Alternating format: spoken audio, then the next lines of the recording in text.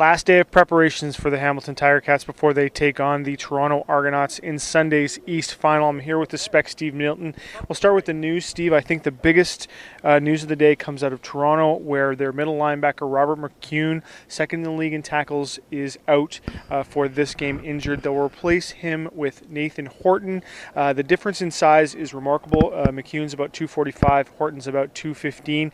Can the Ticats take advantage of this? First of all, when did Horton come over from hockey? Yeah, no to play this. The Ticats can take advantage of this in a number of ways. You have to think that it has to give them a little more confidence in their running game, which really has not been good other than from the quarterback position in recent weeks. And also on the crossing patterns. He's a real sticker on defense. That 30, 40 pounds difference will probably make a difference in the way the game is played. That said, you never quite know. You never know how guys are going to rise to the occasion. Also, it's a Chris Jones defense, and you know that there's a specificity to that, meaning he makes the defense around the guys, both he's not only he's playing, but who's on his team. So I would imagine there'll be some adjustments there, and I don't know what that is, whether it's a drop-off into what they call a 30, which is a three-man front, and then add some help on the linebacker by dropping the guy back off, or whether it's just you bring the blitz from different places. I don't really know what that'll be, but the loss of McCune has to hurt.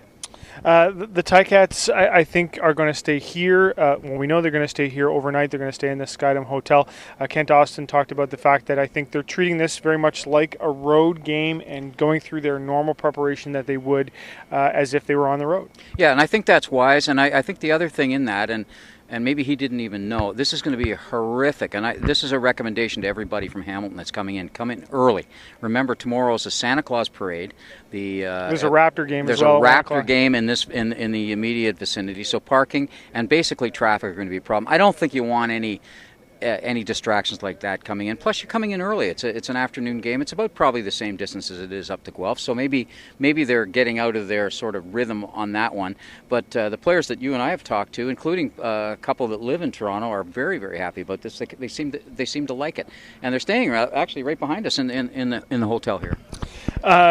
Ticket sales for this game now approaching around 40,000. It's going to be a great atmosphere. The one side of the 500 level is getting full. They're talking about opening up the other side. I'm not sure whether they're going to end up doing that or not, but certainly I think we're going to see a huge crowd and a strong Ticat presence. Well, that's absolutely true. All kinds of people are coming in from Hamilton, and that's not just the 6 buses that Carol Rose has put together. It's just people, and a lot of people. Don't forget that we talk a lot about the Regina diaspora, but there's an awful lot of Ticat diaspora too, meaning people who are Ticat people or Hamilton people who live elsewhere, and there's a ton of them in Toronto. So a lot of people that live here are going to be coming to the game.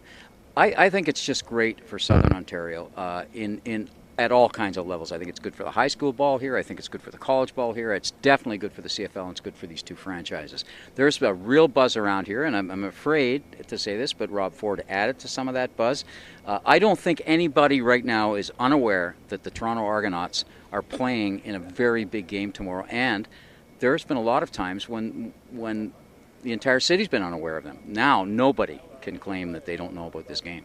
Let's talk a little bit about the game, Steve. I think a lot of the focus has been on Ricky Ray and the fact that he's had an unbelievable completion percentage this year, 77%, 2 interceptions, and a lot of talk around sort of how do you stop Ricky Ray, to the point where talking to some Ticat defenders, they're sort of sick of talking about Ricky Ray, but it is a focus. First thing, you have to stop the run game. You got to make sure that that's in no way an outlet for them, so that they've got to pass, and you know they're going to anyways. When you got a guy like Ricky Ray, you got to get some pressure on him. There's just no way around that, and you probably have to whack him a couple times early in the game, and still that isn't going to be enough. You've got to limit.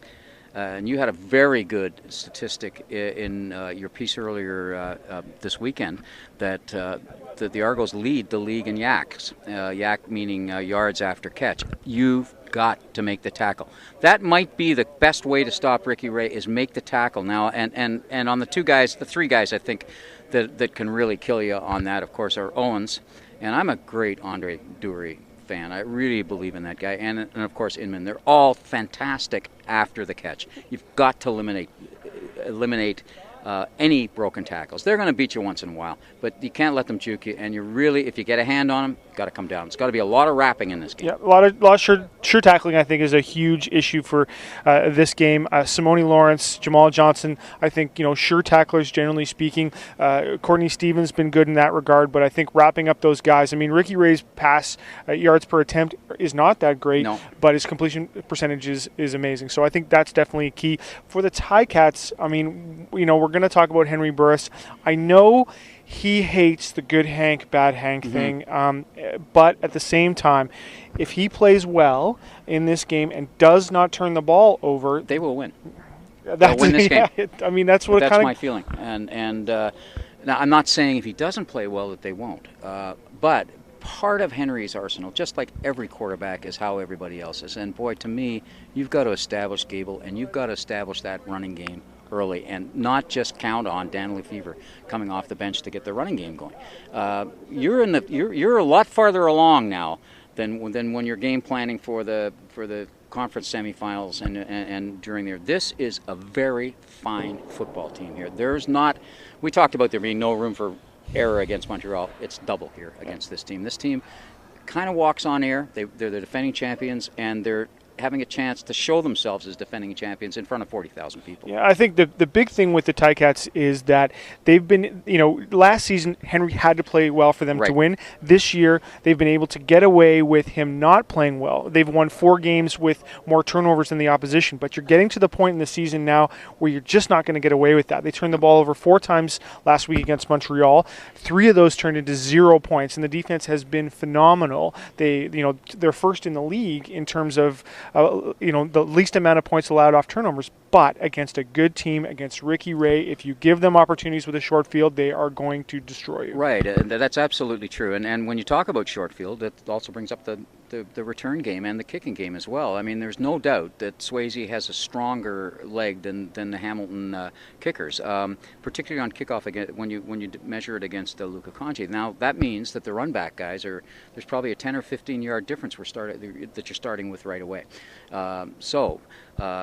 You've got the field position. If it makes a big deal, then you've got to get some run backs. There's got to be a run back by Banks in here somewhere in this game, in my mind, for them, not necessarily to win, but to really sort of give field position, but also get you that play that you need.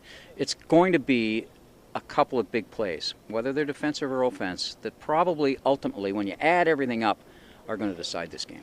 27 years since these two teams have played each other in the East Final. It's exciting. You can feel it now. Well, in fact, I've got some, and I'm sure you've had the same thing, some grizzled reporters, some guys that have been around this league for a long time, coming up to me and said, I haven't been excited about a football game like this for a long, long time. And part of that's the matchup, but I think part of it's the atmosphere. A lot of people have waited a long time for the stadium to feel that way. And of course it did last year, but it was the Grey Cup. That's a whole different thing. This is all Southern Ontario. Nobody coming in from across Canada here to make it better. This is all dependent upon the football fans in Southern Ontario. And I think the response has been great. And one thing I'd like to see is a lot of high school teams here. I want to see this game, and you know how I feel about the league. You feel the same way. I want to see this game help this league.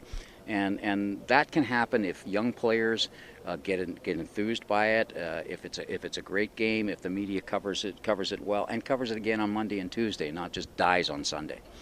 Make sure that you check out the Scratching Post blog on Sunday morning. We'll have lots of updates from the Rogers Centre ahead of this game. Reporting for the Hamilton Spectator with Steve Milton, I'm Drew Edwards.